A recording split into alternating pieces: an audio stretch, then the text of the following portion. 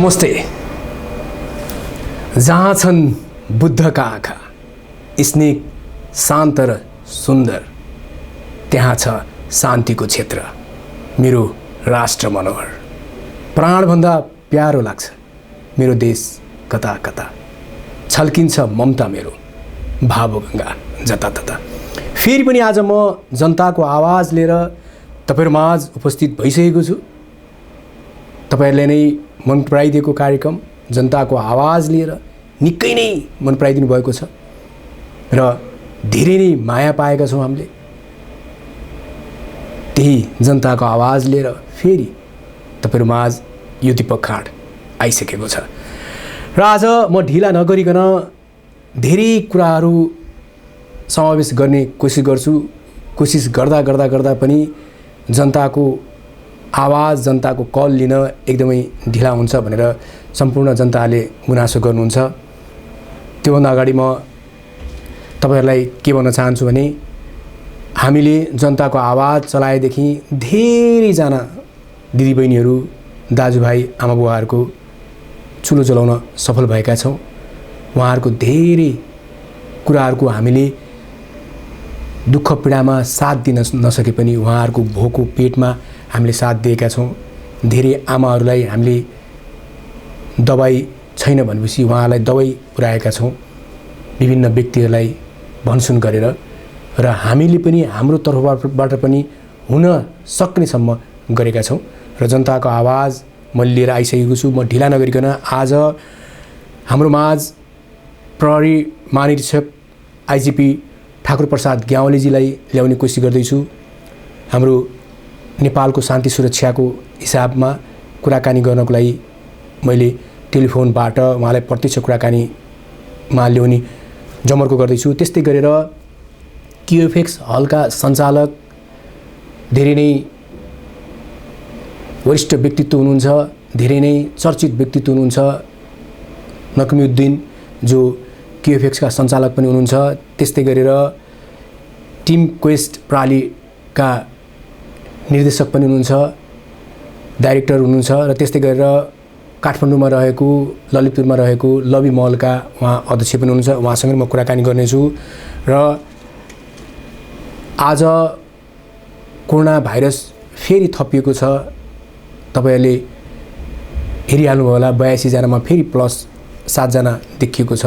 82 जना कोरोना भाइरसको संक्रमण नेपालमा देखिसकिएको छ। त्यसैकारण अलि सचेत भएर बसौं, आफूलाई सेल्फ क्वारेन्टाइनमा राखौं। कोभिड-19 कोरोना भाइरसलाई हामीले मजाकमा नलिउँ, यसले भयावह स्थिति ल्याउन सक्छ।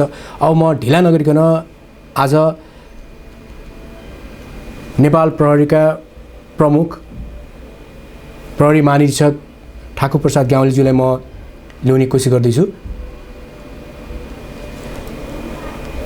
एकपल्ट हेरौँ, उहाँ धेरै व्यस्त हुनुहुन्छ, तर व्यस्तको बावजुद पनि हामीले उहाँलाई हाम्रो माझ ल्याउँदैछु र हाम्रो माझ आइसक्नु भएको छ एकदम विशिष्ट व्यक्तित्व। आज शान्ति सुरक्षाको हिसाबमा सम्पूर्ण जनताले शान्ति सुरक्षाको अनुभूति गर्नुपर्छ। यस्तो लकडाउनमा पनि प्रहरी जनताको माझ उभिनुपर्छ र प्रहरीले जनतालाई सेवा प्रदान गर्नुपर्छ भनेर जहिले पनि सोचका धनी आज नेपाल प्रहरी प्रमुख प्रहरी महानिरीक्षक ठाकुर प्रसाद ग्यावालीजी हाम्रो माझ आइसक्नु भएको छ। नमस्ते सर। नमस्कार। अहिले हामी जनताको आवाजमा छौं। काष्ठमण्डप टेलिभिजन, राज्य टेलिभिजन र एस टेलिभिजनको प्रत्यक्ष प्रसारणमा छौं र तपाईलाई म हार्दिक स्वागत गर्न चाहन्छु फेरि दोस्रो पटक। धन्यवाद। र अहिले केमा व्यस्त हुनुहुन्छ? काममै व्यस्त हो नि हामी त।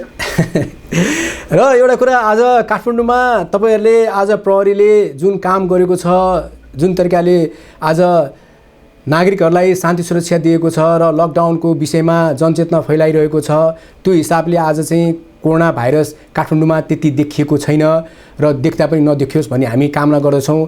त्यो सुरक्षाको हिसाबमा विभिन्न ठाउँबाट, विभिन्न नाकाबाट, भारतका बोर्डरहरूबाट, सुदूरपश्चिमबाट चाहिँ अब चाहिँ काठमाडौँ सुरक्षित रहेछ भनेर काठमाडौँबाट जो डर र तरासले चाहिँ आफ्नो घरमा गएका व्यक्तिहरू पनि होइन अब काठमाडौँ नै सुरक्षित रहेछ भनेर फेरि फर्कने क्रम, लड्को लाग्ने क्रम चाहिँ एकदमै जारी छ। यसको लागि रोकथामको लागि तपाईले कस्तो व्यवस्थापन गर्नुभएको छ त्यसको बारेमा यसो जनताको आवाजमा भनिदिनुस् न। होइन, सर्वप्रथम त यसमा हामीले अहिलेसम्म यहाँले भने जस्तै काठमाडौँ अन्यत्रभन्दा केही सुरक्षित भएको अवस्था चाहिँ छ। हजुर। अब यसलाई सुरक्षित राख्नको लागि चाहिँ हामीले अन्तर्राष्ट्रिय उडानहरू सम्पूर्ण बन्द गरेका छन्, नेपाल सरकारले बन्द गरेको अवस्था चाहिँ छ। र उपत्यकामा भित्रिने सम्पूर्ण सवारी साधनहरू जो अत्यावश्यकीय खाद्य पदार्थ अथवा औषधिजन्य र यो गौरवको आयोजनाहरूका निर्माण सामग्रीहरू, तरकारीहरू लगायतका गाडी र यो बिरामी बोकेका गाडीदेखि बाहेकका सम्पूर्ण यो पास भएका गाडीहरू समेतको लागि चाहिँ आवागमन बन्द गरिएको अवस्था चाहिँ छ। तपाईँले हिजो अस्तिभन्दा मतलब केही दिनदेखि हिजोदेखि नै चाहिँ धेरै टाइट भएर अहिले बिचमा आएका गाडीहरू पनि हामीले फर्काएको, जस्तो धादिङबाट हामीले फर्काएको अवस्था चाहिँ छ, उतातिर सिन्धुलीबाट फर्काएको अवस्था छ, दोलाघाटबाट फर्काएको अवस्था चाहिँ छ, कुलेखानीबाट भन्दा तल भीमफेदीबाट हामीले फर्काइदिएको अवस्था चाहिँ छ। त्यसैले काठमाडौँमा भित्र प्रवेश गर्नको लागि त्यति सहज अवस्था छैन र जो प्रवेश गर्छन् अत्यावश्यक जस्तो बिरामीको कारणले अथवा अत्यावश्यक खाद्य पदार्थहरू बोकेका ट्रकहरूको अथवा तरकारी बोकेका गाडीहरूको, दुध बोकेका गाडीहरूको, यिनीहरूको लागि पनि चाहिँ चेक जाँच गरेर मात्रै उनीहरूको विवरण राखेर मात्रै हामीले भित्र आउने व्यवस्था गरेका छौँ। त्यसैले गर्दाखेरि अहोरात्र खटिएर नेपाल प्रहरी लगायत सम्पूर्ण सुरक्षा निकायहरू चाहिँ यसमा चाहिँ दिलचस्पी दिएर सुरक्षाको व्यवस्थापन गरिएको अवस्था हो। अहिले हामीले त्यहाँ रिपोर्ट पनि गयौँ, हामी त्यहाँ मैले रिपोर्टरलाई पनि पठाएर थानकोट नाकामा अहिले चाहिँ एकदमै टाइट गरिएको छ र सिडिओ कार्यालयबाट या कुनै पनि ठाउँबाट चाहिँ पठाइएको ई पास या कुनै पनि पासहरूलाई चाहिँ एकदमै टाइट गरेर चाहिँ अहिले पनि रोकथाम चाहिँ गरिराख्नु भएको छ, त्यो हामीले रिपोर्ट पायौँ।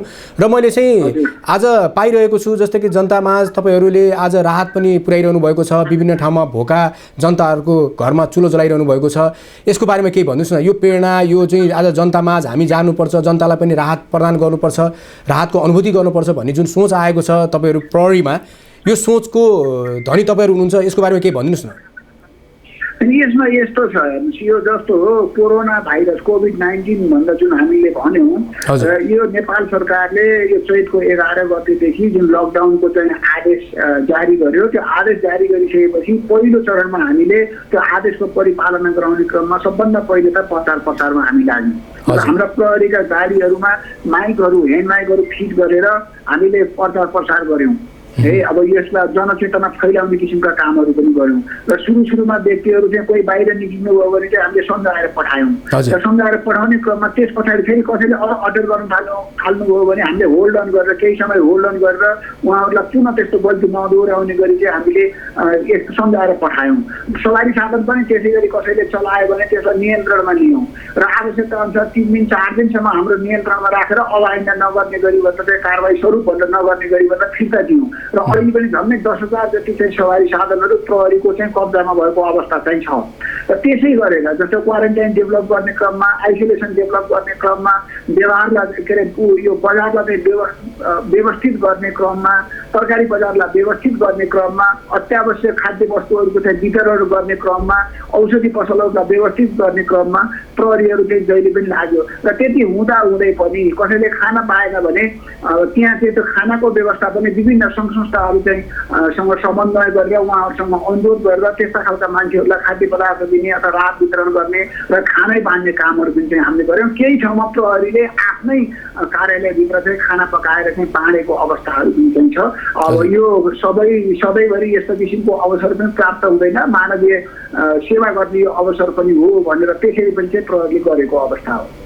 आज प्रहरीले निकै नै प्रशंसा बटुल्न सफल भएको छ। जनताको आवाज जबदेखि हामीले चलाएका छौँ, जनताको आवाजमा धेरै फोनहरू आउने गर्छन् र धेरै मिडिया मार्फत, धेरै सामाजिक सञ्जालमा पनि पहिलाका आज जनताले चाहिँ प्रहरीलाई वार गरेका ती फोटोहरू राखेर आज यी प्रहरीले हामीलाई चाहिँ माया गरिरहेका छन्।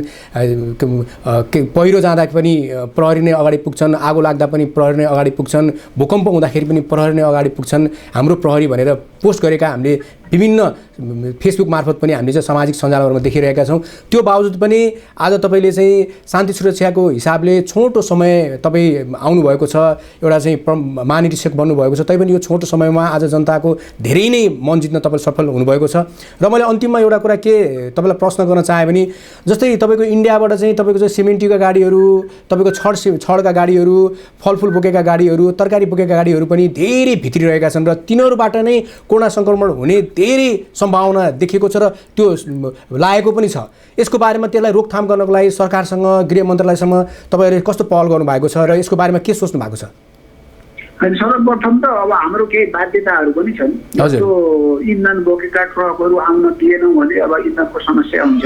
खाद्य पदार्थ बोकेका ट्रकहरू, औषधि बोकेका ट्रकहरू, फलफुल र तरकारी, त्यो भएन भने फेरि हाम्रो यहाँ चाहिँ अब स्कार्सिटी चाहिँ बढ्न थाल्छ। त्यसैले त्यसलाई निर्वाध रूपमा आउन दिने वातावरण गर्नुपर्छ र त्यसमा त्यो आउन दिँदाखेरि उनीहरूको सुरक्षाको व्यवस्थापन चाहिँ गर्नुपर्छ। जस्तो चेक जाँच गर्ने, उनीहरूको टेम्परेचर लिने र उनीहरूको विवरण राख्ने, उनीहरू चाहिँ फर्की नफर्कीको चाहिँ जानकारी गराउने, हामीले होसियारीपूर्वक उहाँहरूलाई चाहिँ भित्र्याउने र ती सामानहरू ती गाडीहरू आउन दिने व्यवस्था चाहिँ गरिराखेको अवस्था हो।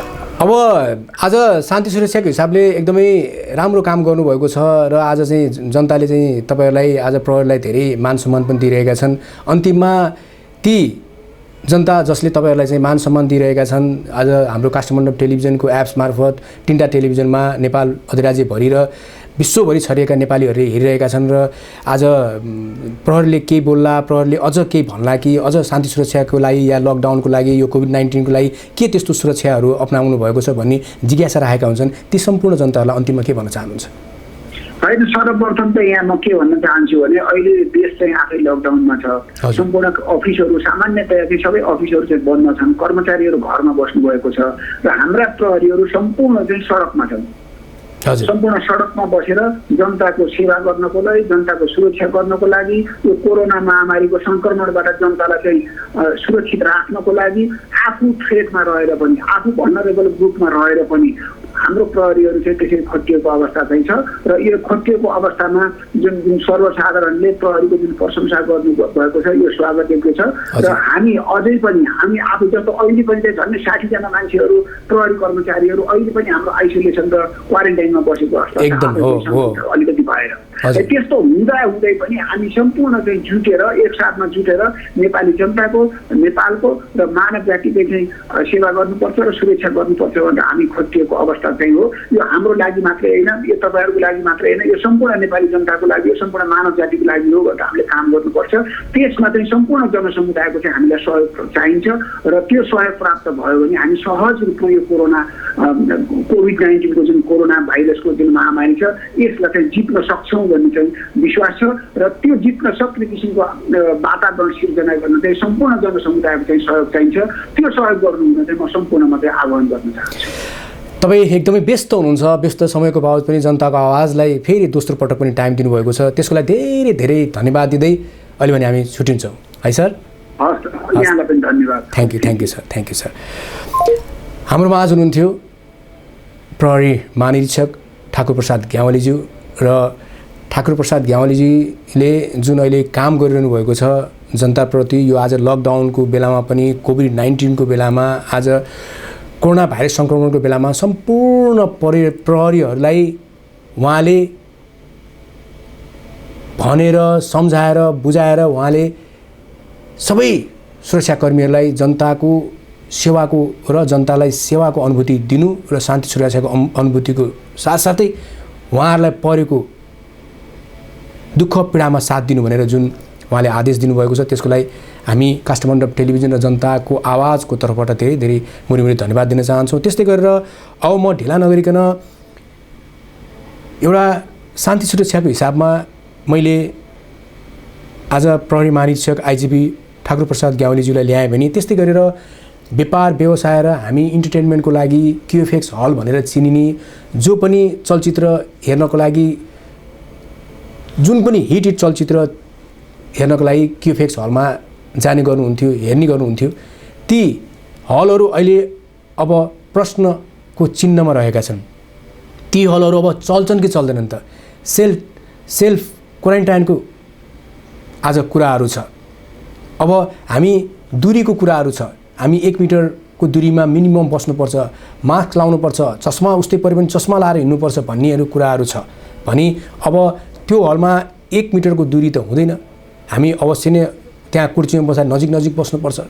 त्यो हलभित्र त्यो सासहरू गुम्सिने गर्छ र कसैले त्यहाँ खोक्यो, हाछी मात्रै गर्यो भने त्यो हलभरि नै त्यो कोरोना सङ्क्रमणको त्यो भाइरस फैलिएको हुन्छ भने यसलाई कसरी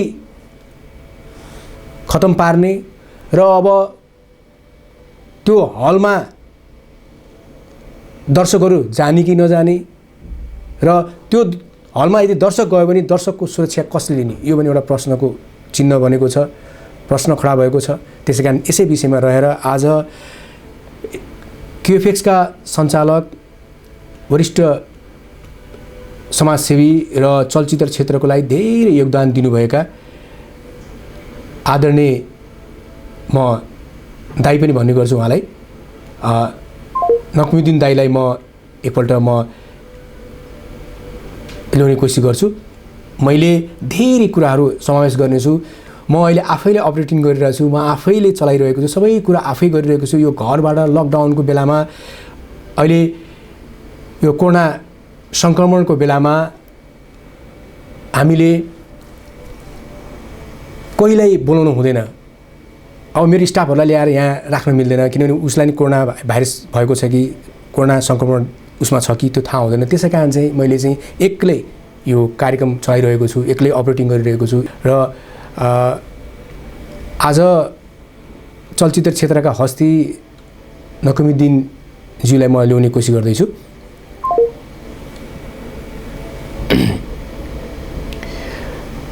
र हामीलाई हिजो फोन आएको थियो गोकर्णेश्वर 5 बाट र उहाँलाई मैले गोकर्णेश्वर 5 का वडा अध्यक्ष ज्यूलाई कल गरेर उहाँको लागि राहत पुर्याउनको लागि मैले अनुरोध गरिसकेको छु। उहाँले तपाईँले राहत पाउनुहुन्छ। त्यस्तै गरेर सीतादेवी भन्नेले फोन गर्नुभएको थियो, पीडित महिला जो कोटेश्वरबाट 32 बाट। मैले पनि उहाँलाई, हाम्रो त्यहाँका वडा अध्यक्षज्यूलाई मैले कल गरेर मैले भनिदिइसकेको छु र उहाँले तपाईँको सायद आज रात पुगिसक्यो होला या तपाईँलाई राहत पुर्याउन उहाँले कोसिस गरिरहनु भएको छ, तपाईँलाई राहत पुग्छ। त्यस्तै गरेर ललितपुरबाट, पाटनबाट दिपक सर तपाईँ लाइभ चलाइरहनुहुन्छ, मलाई एकदम मनपर्छ तपाईँको कार्यक्रम, म तपाईँलाई लाइभ हेर्न चाहन्छु, प्रत्यक्ष हेर्न चाहन्छु भन्नुभएको थियो। कुनै दिन म तपाईँको घरमा आउँला, प्रत्यक्ष हेर्नु होला तपाईँले। र त्यस्तै गरेर धेरैजनाको फोन आएको थियो। यसै क्रममा हाम्रो पीडित महिला, जुन एकल महिला हुनुहुन्थ्यो, जो 12 तपाईँको जितपुर नगरपालिकाबाट हामीलाई फोन गर्नुभएको थियो र त्यहाँका नगरपालिकाका नगर प्रमुखलाई पनि मैले कल गरेर मैले त्यहाँ उहाँलाई भनिसकेको छु र उहाँ पनि एकदमै खुसी हुनुहुन्छ। जनताको आवाजले आज हामीलाई जानकारी गराएर उहाँलाई म एकदमै राहत पुर्याइदिन्छु भनेर तपाईँलाई भन्नुभएको छ। तपाईँको घरमा राहत पुग्छ। र म अहिले एकपल्ट नकिमुद्दिन सरलाई मैले कल गर्ने कोसिस गरिरहेको छु।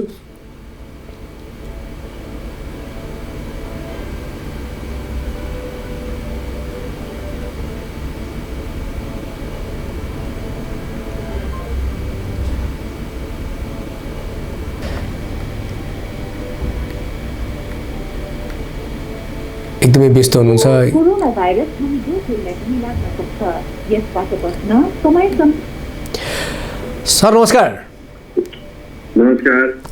म अहिले काष्ठमण्डप टेलिभिजन, राज्य टेलिभिजन र यस टेलिभिजनको प्रस्तुति जनताको आवाजबाट बोल्दैछु र मलाई थाहा छ तपाईँहरूको रमजान पनि सुरु भएको छ। अहिले यो इफ्तार खोल्ने बेलामा मैले तपाईँलाई कल गरेँ, त्यसको लागि म क्षमा चाहन्छु। र रमजानको तपाईँलाई काष्ठमण्डप टेलिभिजन, राज्य टेलिभिजन, यस टेलिभिजन र सम्पूर्ण नेपालीको तर्फबाट हामी हार्दिक शुभकामना पनि व्यक्त गर्दछौँ। Thank you. र ढिला नगरिकन आज मैले अघि नै धेरै कुराहरू गरिसकेको छु र यो अब आज तपाईँ क्युएफएक्सका सञ्चालक पनि हुनुहुन्छ, आज तपाईँ टिम क्वेस्ट प्रणालीका डाइरेक्टर हुनुहुन्छ, त्यस्तै गरेर काठमाडौँमा रहेको, ललितपुरमा रहेको तपाईँको लबी मलका तपाईँ अध्यक्ष पनि हुनुहुन्छ। अबको यो व्यापार व्यवसाय र यो क्युएफएक्स हल जुन आज चाहिँ सेल्फ तपाईँ क्वारेन्टाइनको कुरा छ, अब अलिकति डिफेन्टमा बस्ने, अलिकति अब 1-1 मिटरको दूरीमा बस्ने भन्ने जुन कुराहरू आइरहेको छ, अब हलभित्र त्यो सम्भव छैन। अब क्युएफएक्स हलभित्र त तपाईँको सबै एकै ठाउँमा सँगै बस्नुपर्ने स्थिति आउँछ। यदि कसैलाई कोरोना सङ्क्रमण रहेछ भने पनि, यदि हाछिम गऱ्यो भने पनि त्यो हलभरि त्यो कोरोना भाइरस सङ्क्रमणको भाइरस फैलिने सम्भावना हुन्छ। यसको लागि रोकथामको लागि र अब चलचित्र क्षेत्र र यो क्युएफएक्सहरूलाई कुन रूपले लान खोजिरहनु भएको छ, यसको बारेमा केही सोच्नु भएको छ सर? यसको बारेमा केही भनिदिनुहोस् न। हजुर,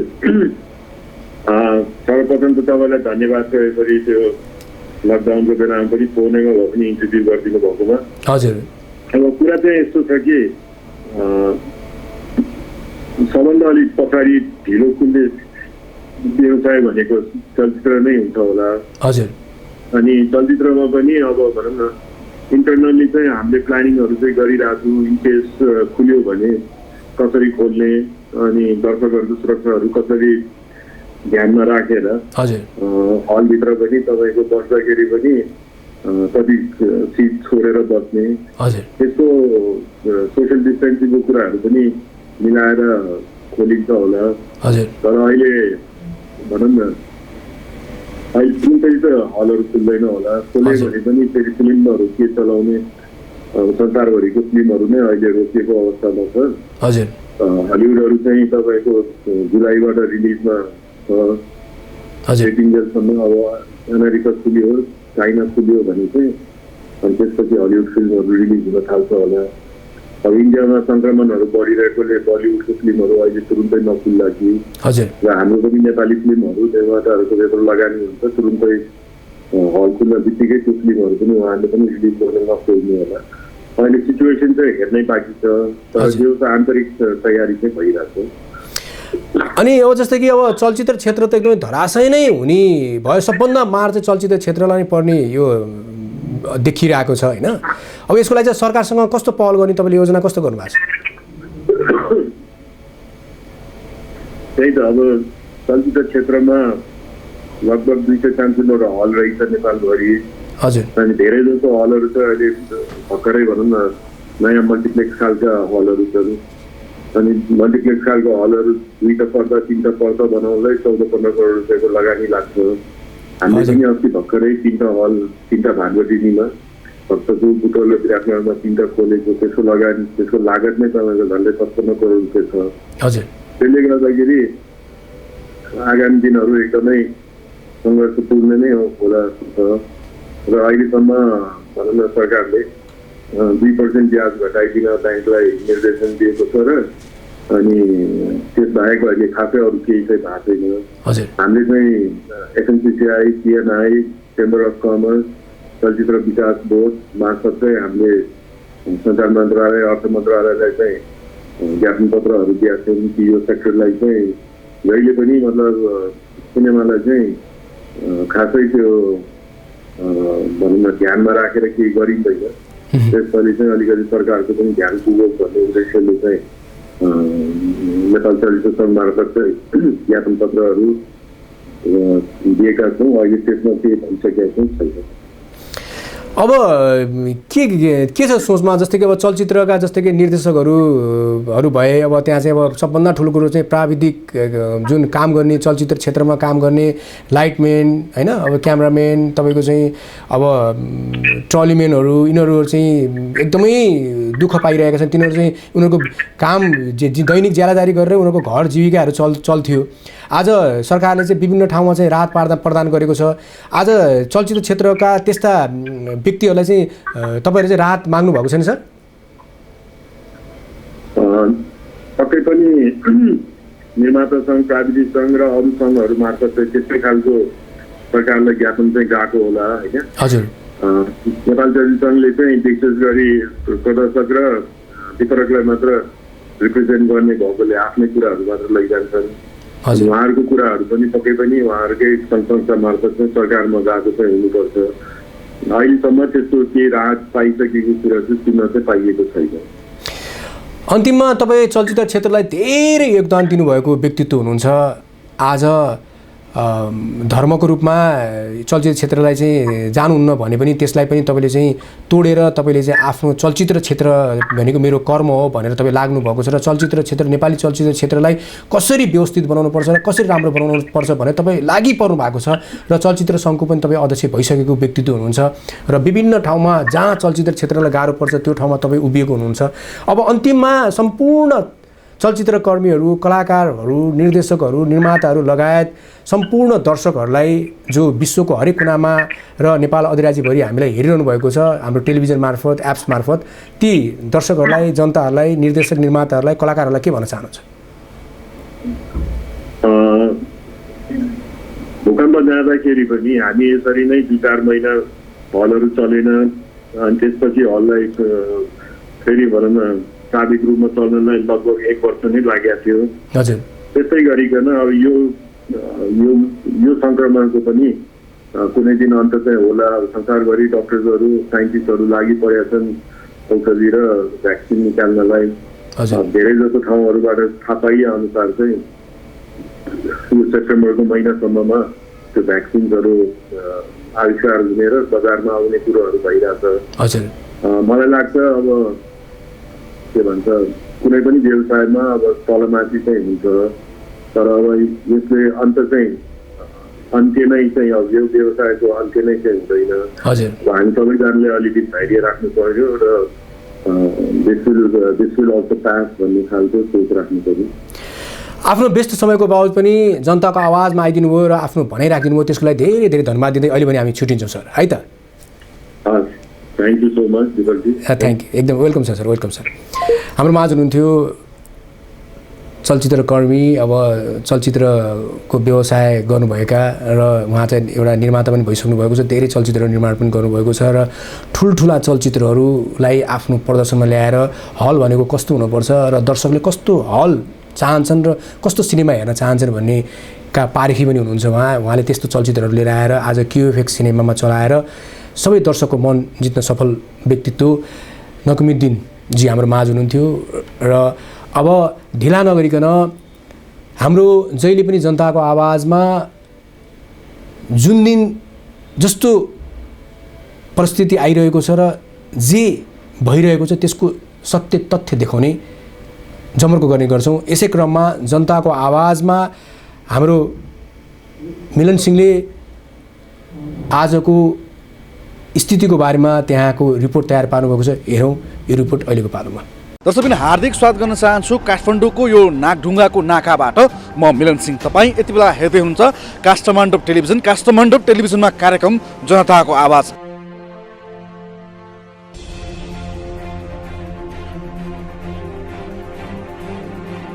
हामीले विशेष गरी अहिले विभिन्न काठमाडौँ उपत्यकाभित्र नै ती नाकाहरूमा विशेष निगरानी गर्दै आएका छौँ। नाकाहरूमा कस्तो खालका चेक जाँच भएका छन्, स्वास्थ्यको हिसाबले कस्तो खालको चेक जाँच भएको छ भन्ने विषयमा हामीले आम सर्वसाधारणको जिज्ञासा बढेपछि र अहिले अन्य त्यस्ता मिडियाहरूमा, अन्य त्यस्ता सञ्चार माध्यमहरूमा चाहिँ काठमाडौँ उपत्यकाभित्र नै सवारी साधनको चाप बढेको अथवा केही सवारी साधनमा चाहिँ यात्रुहरू आएको भन्ने खबर पाएसँगै यति बेला नागढुङ्गाको यो नाकामा आएका छौँ। पक्कै पनि हाम्रो पछाडिको यो दृश्यमा देख्न सक्नुहुन्छ यहाँ जति पनि अधिकांश ई पास लगायत अन्य पयालो पास जो सिडिओ कार्यालयले उपलब्ध गराएका पासलाई पनि यति बेला नागढुङ्गामा भने रोकिएको छ। दर्शकबिन हिजोको दिनमा काठमाडौँ बस्नको लागि अत्यन्तै कष्टकर बनेपछि अथवा काठमाडौँको बसाइ कष्टकर बन्ने डर त्रासले आफ्नो गाउँमा गएका ती सर्वसाधारणहरू भने अहिले काठमाडौँमा घर भएका अथवा काठमाडौँतर्फ आउनेको सङ्ख्या पनि बढेको छ। पक्कै पनि राज्यले यस विषयमा अत्यन्तै गम्भीर भएर सोच्ने बेला भने आएको छ। नेपालमा अहिले दिनानुदिन कोरोना भाइरसको सङ्क्रमितको सङ्ख्या पनि बढेको छ। दर्शकबिन हालसम्म नेपालमा कोरोना सङ्क्रमितको सङ्ख्या भने 82 भइसकेको छ भने निको हुनेको सङ्ख्या पनि 16 जना पुगेको छ। तर कोरोना भाइरसको सङ्क्रमितको त्रासले नेपालमा लकडाउन भएको आज 1.5 महिना भन्दा पनि बढी भइसकेको छ। दर्शकबिन यसरी पानी अथवा घाम नभनिकन अहोरात्र रूपमा पानी र बिस्कुटको भरमा हाम्रा प्रहरी जवान र ट्राफिक प्रहरीहरूले निरन्तर यसरी चेक जाँच गरिरहनु भएको छ। र साँच्चीकै अहिले भने सरकारले एउटा कदम निकै राम्रो चालेको छ भन्न पनि चाहन्छु। जुन पासको कारण अत्यन्तै सवारी साधनको चाप बढेको थियो, आज भने ती पासहरूलाई आजबाट फर्काउने भन्ने खालका घोषणा समेत भएको यहाँहरूमा जानकारी गराउन चाहन्छौँ। कार्यक्रम जनताको आवाज काष्ठमण्डप टेलिभिजनको लागि मिलन सिंहको एक रिपोर्ट।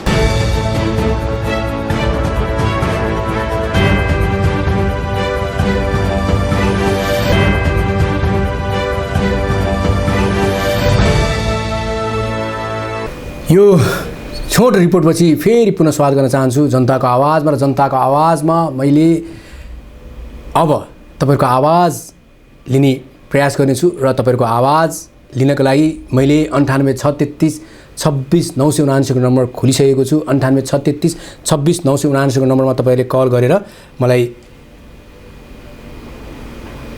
आफ्नो गुनासोहरू पोख्न सक्नुहुन्छ। 98 633 26 979 को नम्बरमा तपाईँले कल गर्न सक्नुहुन्छ।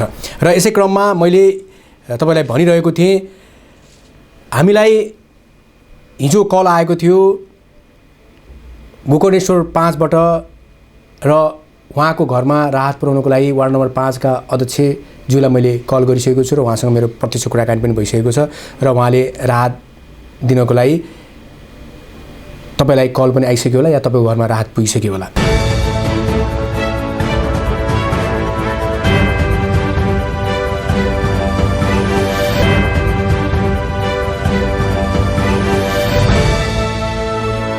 फेरि म पुनः स्वागत गर्न चाहन्छु जनताको आवाजमा। जनताको आवाजमा हाम्रो पीडित कोही व्यक्तिले कल गरिसक्नु भएको छ। हेलो नमस्ते।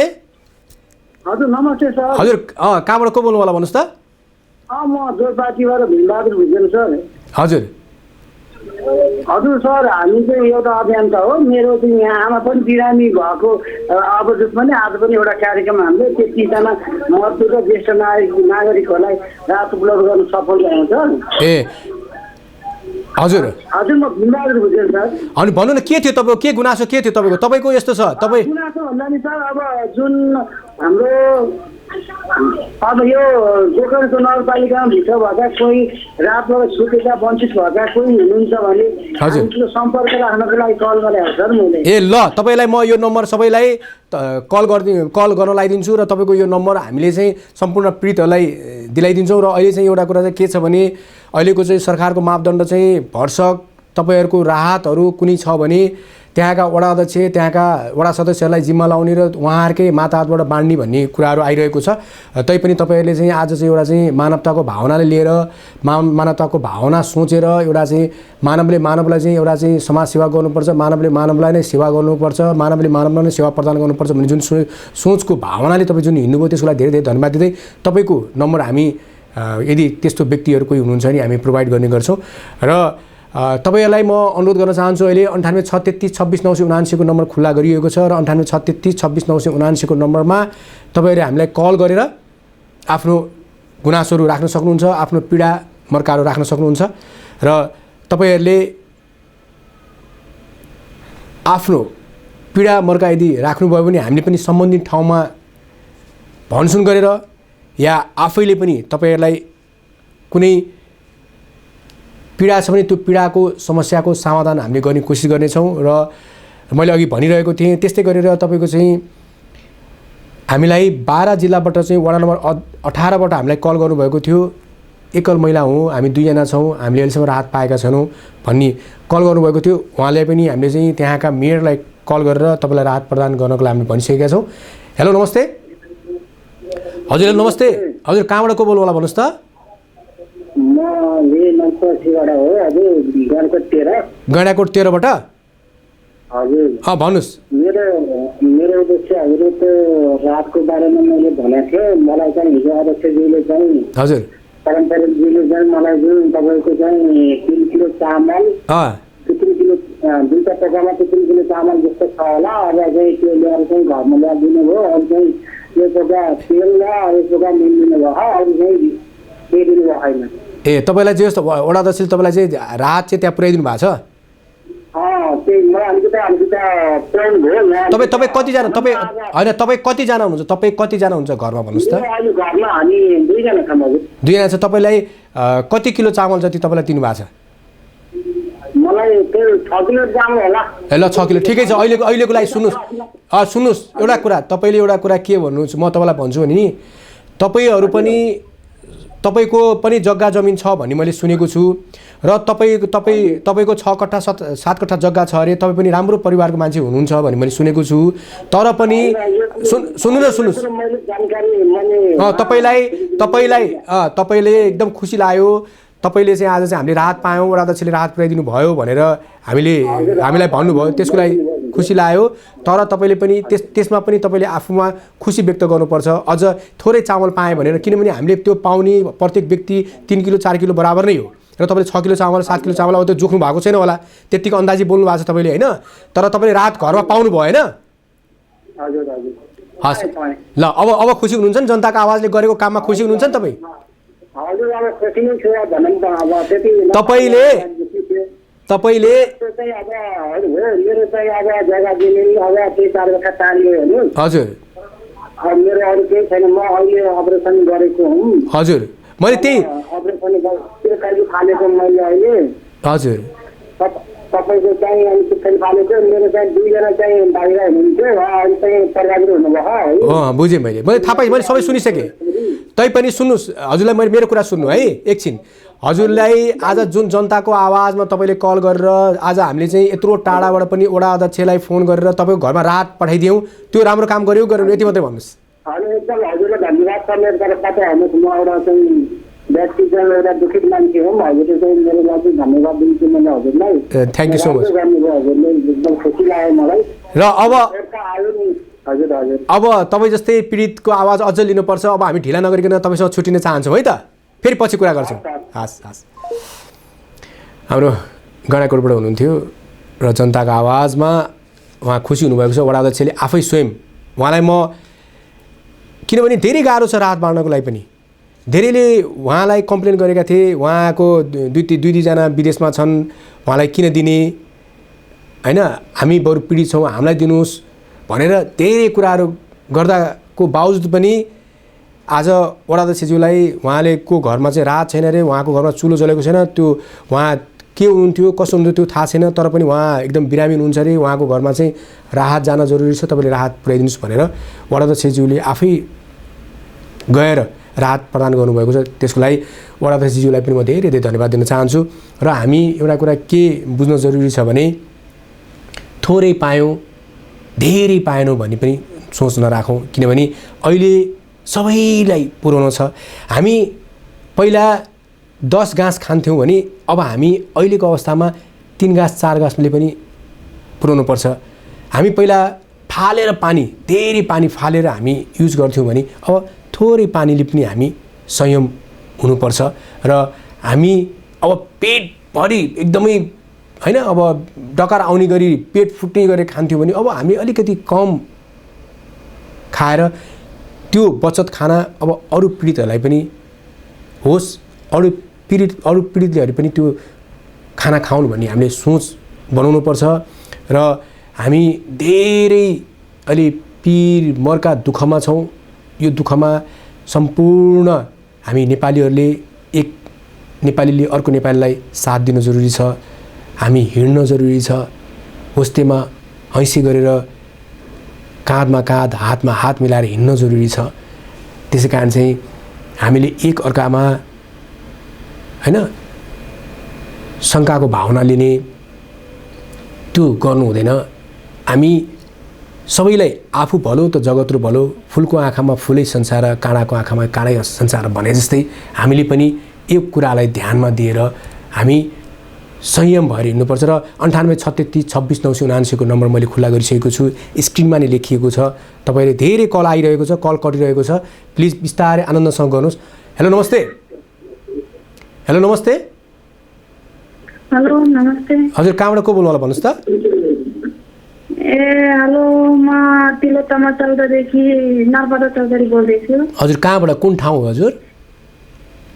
तिलोत्तमा चौधरी। अनि यो ठाउँ के नाम हो? यो जस्तै कि त्यहाँको जिल्ला के हो? त्यो रूपन्देही जिल्ला। रूपन्देही जिल्लाको नगरपालिका वडा नम्बर हो कि गाउँपालिका हो कि के हो भन्नुहोस् त? नगरपालिका, तिलोत्तमा नगरपालिका। तिलोत्तमा नगरपालिका। वार्ड नम्बर कति रे? 14। Ward number 14। भन्नुहोस् के समस्या छ तपाईँको? सर मेरो समस्या भनेको मेरो श्रीमान भारतमा हुनुहुन्छ। हजुर। अनि अहिले 2 दिन भइसक्यो उहाँसँग सम्पर्क हुन सकेको छैन। मैले यही जान्न कोसिस गरिरहेको छु कि नेपाल सरकारले के गरिरहेछ भारतबाट नेपालीहरूलाई ल्याउनको लागि, के प्रयास गरेछ कि नै, यही जान्नको लागि मैले। हैन, प्रयास एकदम जारी छ, प्रयास एकदमै जारी छ, प्रयास एकदमै जारी छ। अब चाहिँ 81 चाहिँ ल्याउँदाखेरि भारतमा पनि धेरै कोरोना संक्रमण व्यक्तिहरू देखिएको छ हैन। र म तपाईँलाई अब टिभीबाट म भन्छु, तपाईँ टेन्सन नलिनु, टिभीमा हेरेर मेरो आवाज सुन्नु होला। धेरैजनाको फोन आउँछ, हामीले फोन इङ्गेज गर्नुहुन्न। र त्यहाँ भारतमा रहेका सम्पूर्ण नेपालीहरूलाई सरकारले नेपालमा ल्याउने एकदम कोसिस गरिरहेको छ र यसलाई पहल चलिरहेको छ र तपाईँको श्रीमान कहाँ हुनुहुन्छ उहाँको नम्बर यदि छ भने हामीलाई तपाईँले त्यो नम्बर प्रोभाइड गरिदिनु होला र उहाँलाई जहाँ हुनुहुन्छ त्यहाँका वरपर पुलिसहरूलाई प्रहरीलाई भनेर हामी सुरक्षित गर्नको लागि अनुरोध गर्नेछौँ। उहाँ यदि बिहारमा हुनुहुन्छ या तपाईँको मुम्बई हुनुहुन्छ दिल्लीमा हुनुहुन्छ भने नि हामीले उहाँको लागि सुरक्षाको लागि चाहिँ केही पहल गर्नेछौँ। र तपाईँले के बुझ्न जरुरी छ भने अहिले इन्डियामा धेरै कोरोना सङ्क्रमण व्यक्तिहरू देखिएका छन्। त्यस कारण अब हामीले नेपालमा ल्याउँदाखेरि उहाँलाई पनि चेक जाँच गरेर उहाँ आइसकेपछि फेरि सेल्फ क्वारेन्टाइनमा राख्ने कि या क्वारेन्टाइनमा राखेर 14 दिनको लागि उहाँलाई क्वारेन्टाइनमा राखेर फेरि तपाईँको घरमा पठाउने त्यो सबै हेरविचार गरेर चाहिँ यो कार्य हुँदैछ। त्यसको लागि टेन्सन नलिनु। हेलो नमस्ते। हजुर नमस्ते। हजुर टेलिभिजनको भोल्युम कम गर्नु होला र तपाईँले अनि त्यसपछि मसँग कुरा गर्नु होला। टेलिभिजनको भोल्युम कम गर्नु है। हजुर भन्नुहोस् भन्नुहोस् त कहाँबाट को बोल्नु होला भन्नुहोस् त। म एनवालबाट। म त काठमाडौँबाट। हजुर काठमाडौँबाट। हजुर के थियो तपाईँको समस्या केही थियो केही भन्न मन लाग्छ भन्नुहोस् त। हजुर मलाई चाहिँ ग्यास तत्र चाहिँ भयो। म यहाँ सानोतिनो बेकार गरेर फुटपाथमा बस्थेँ। अब फुटपाथमा बस्दाखेरि हजुर अब यहाँ मेरो 6-7जना जान्छ। हजुर 7जना छ नाति नातिना गरेर त ग्यास चाहिँ टक्रक्कै निस्क्यो। फोन लगाएको कतै पनि फोन लागेन। अनि तपाईँको नम्बर टिपेर हजुर जस्तो कि तपाईँसँग पैसा भएर ग्यास किन्न नसक्नु भएको कि पैसै नभएर ग्यास चाहियो कस्तो कुरा मैले कुरा बुझिनँ भन्नुहोस् त स्पष्ट भन्नुहोस् त। हजुर पैसा त अब मैले त्यही रात ल्याउँदै खाँदै गरेँ पैसा त कहाँ पाउनु। हजुर अब एउटा यस्तो छ तपाईँले एकपल्ट त्यहाँको वडा अध्यक्ष जो तपाईँ जहाँ हुनुहुन्छ नि त्यहाँको वडा अध्यक्षज्यूसँग कुरा गर्नु होला। र एउटा कुरा तपाईँले के बुझ्नुहोस् भने सरकारले पनि अहिलेसम्म राहतको मात्रै व्यवस्था गरेको छ ग्यासको व्यवस्था गरेको छैन हैन। त्यसको लागि धेरैको घरमा ग्यास सकिएको छ धेरैको घरमा ग्यासको समस्या छ हैन। अब अहिलेको सोच र अहिलेको विचार भनेको दाउरामा पकाएर खान पनि स्थिति छ र दाउरामा पकाएर खाने ती पीडितको घरमा पनि अहिले चाहिँ चामलको गेडाहरू छैन चामल छैन। त्यसको लागि हामी पहल गरिरहेका छौँ हैन। र अब तपाईँले टेलिभिजन हेर्नु भएको छ म टेलिभिजनमा तपाईँलाई भन्छु र अहिलेको लागि चाहिँ ग्यासको लागि सरकारले त्यस्तो पहल गरेको छैन र ग्यासको लागि हामीले ग्यास दिनुस् भनेर भन्न हामीले सक्दैनौँ पनि यसको लागि विचार गर्नु होला। र तपाईँको एउटा कुरा के छ भने हामीले पैसा दिने होइन हामीले ग्यास किन्नको लागि पैसा चाहिन्छ मिनिमम पनि 1400 रुपियाँ चाहिन्छ नभए हाफ सिलिन्डरको 700 चाहिन्छ। त्यसरी पैसा दिन कसैले पनि अहिले सकिरहेको छैन। यो अवस्था अलिकति गाह्रो छ यसलाई बुझिदिनु होला। हेलो नमस्ते कहाँबाट को बोल्नु होला। हजुर नमस्ते भन्नुहोस् कहाँबाट को बोल्नु होला। म पोखरा महानगरपालिका वडा नम्बर 22 तिलार भन्ने ठाउँ लोकना बरालो छ। हजुर अनि पोखरामा नगरपालिका नि होइन महानगरपालिका। हजुर हजुर के थियो होला भन्नु समस्या के थियो होला। यो के हामी यो म सानो व्यवसाय यो के अरे फर्निचर व्यवसाय सर सुन्नु। हजुर अब नगरमा जाम भने पनि नगरमा कर लिँदैन वडामा जाम भने वडामा लिँदैन अनि बिजुलीमा जाम बिजुलीमा लिँदैन अनि त्यो कमाइ छैन लकडाउनले गर्दा समस्या। अनि अवधि कुद्नु भने कसो गर्ने होला यो नियत काटेर जरिवाना दिने हो कि बिजुली कर तिर्न पर्ने समस्या यसलाई सरकारले के अर्जेलाई यसलाई कसो गर्ने होला भन्ने मेरो गुनासो छ। यसको लागि चाहिँ पहल हुँदैछ यसको लागि चाहिँ सरकारसँग कुरा हुँदैछ र एउटा कुरा सरकारले अवश्य त्यो कुरा सोच्नुपर्छ र यो जनताको आवाज हो जनताले नै यो कुरा बोल्नु तपाईँले भनेको एकदम सही कुरा हो। किनभने पानीको बिल तिरेका छैनन् बिजुलीको बिल तिरेका छैनन् हैन करै तिरेको छैन। यसको लागि चाहिँ सरकारले यसको लागि चाहिँ कुनै न कुनै चाहिँ मापदण्ड चाहिँ लिएर आउँछ त्यसको लागि टेन्सन लिनु पनि जरुरी छैन हैन। तपाईँ टेन्सन नलिनुहोस् यसको लागि कुनै न कुनै चाहिँ मापदण्ड लिएर आउँछ तपाईँ टेन्सन नलिनुहोस्। किनभने सरकारले जब चाहिँ कुनै पनि 1 महिनाको भाडाहरू नलिनुहोस् भनेर घरधनीलाई उहाँहरूले भन्नुहुन्छ भने उहाँहरूको पनि एउटा कर्तव्य हो कि जनताले आज चाहिँ लकडाउनमा उहाँको नीति नियमलाई पालना गरेर घरमा बसेका छन् भने अनि तपाईँको बिजुली विभाग खुलेको छैन कुनै पनि कर कार्यालय खुलेको छैन हैन तपाईँको चाहिँ पानीको त्यहाँ के अरे चाहिँ अफिस खुलेको छैन भने त त्यो त हाम्रो तपाईँको गल्ती होइन नि त हैन जनताको गल्ती होइन नि त। ठिकै छ यसको लागि तपाईँ टेन्सन नलिनुहोस् हैन। अहिले भने म छुट्टिन्छु तपाईँले टेलिभिजन हेर्नु भएको छ टेलिभिजनबाट म तपाईँलाई सम्झाउन चाहन्छु अहिले यसको लागि टेन्सन नलिनुहोस्। सबभन्दा ठुलो कुरो अहिले हामी चुप लाएर सेल्फ क्वारेन्टाइनमा बसौँ, घरभित्र बसौँ, कोभिड-19लाई हामीले सखा पारौँ, हामीले आज जितिरहेका छौँ, जितेका छौँ र जित्ने छौँ यो कोभिड-19लाई। हेलो नमस्ते। हजुर कहाँबाट को बोल्नु होला भन्नुहोस् त। हेलो तपाईँले टेलिभिजन हेरेर नबोल्नुहोस्, मसँग बोल्नुहोस्। भन्नुहोस् कहाँबाट को बोल्नु होला भन्नुहोस्। तपाईँले मैसँग कुरा गरिरहनु भएको छ, तपाईँ कन्फ्युज हुनुभएको छ, टेलिभिजनमा हेरेर तपाईँ बोल्नु भएको छ, मैसँग बोल्नु भएको छ। हेलो नमस्ते। हेलो नमस्ते। हेलो हजुर नमस्कार। हजुर कहाँबाट को बोल्नु होला भन्नुहोस् त। म तपाईँको फोन कटेको छ, हुनसक्छ तपाईँसँग पैसा नभएर पनि फोन कटेको हुनसक्छ होइन। हेलो नमस्ते। हेलो हजुर नमस्ते कहाँबाट को बोल्नु होला। म स्याङ्जा जिल्ला स्याङ्जा वालिक नगरपालिका 9 वडा वडा नम्बर 9 वडा। हजुर भन्नुहोस् के थियो होला भन्नुहोस् त, तपाईँको समस्या के थियो। रामप्रसाद पङ्गेनी बोलेको छ। हजुर के थियो तपाईँको, केही थियो समस्या, केही थियो, केही पीडा। हामी यो लकडाउनले गर्दाखेरि मर्का परियो, ब्याङ्कको ब्याजलाई के गर्दछ यसो भनिदिनु होइन। अब यस्तो छ सर होइन, यसको लागि अघि पनि पानीको बिलहरू होइन, अब धेरै कुराहरू छ। कतिजनाले मैले नै गाडीको तपाईँको चाहिँ अब तिरेको छैन, मैले किस्ता बुझाएको छैन होइन, कतिजनाले घरका किस्ताहरू बुझाएका छैनन्। धेरै समस्या छ, यो तपाईँको मात्रै समस्या होइन, यो ठुलो समस्याको रूपमा यो कुराहरू बाहिर आउनेछन् होइन, आउन लागेका छन्। यसको लागि सरकारले केही न केही मापदण्ड, केही न केही कुराहरू चाहिँ अब अर्थमन्त्रीजीले पनि ल्याउनुहुन्छ होला होइन।